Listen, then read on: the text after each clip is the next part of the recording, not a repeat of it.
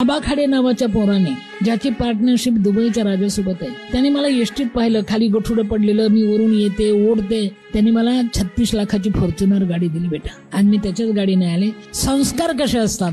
मी त्याला सांगितलं, आबा तू मला 36 लाखाची फॉर्च्युनर दिली, माझ्या गाडीवर नाव लिही तुझं. तो म्हटलं, माई आईला विचारून सांगतो ना.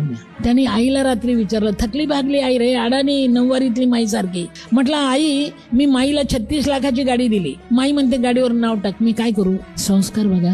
अडाणी माई रे त्याची आई, माझ्या गाडीवर नाव टाक अशी माई म्हणते, मी गाडी दिली, मी काय करू, काय सांगावं आईने. म्हटले, अरे आबा तुला जर माईच्या गाडीवर नाव टाकायचं असेल ना तर गाडीच्या चाकावर टाक. तो म्हटला, चाकावर का बरं. ती म्हटली, तू दिलेलं दान मातीला कळू दे, जातीला नाही कळलं तरी चालेल.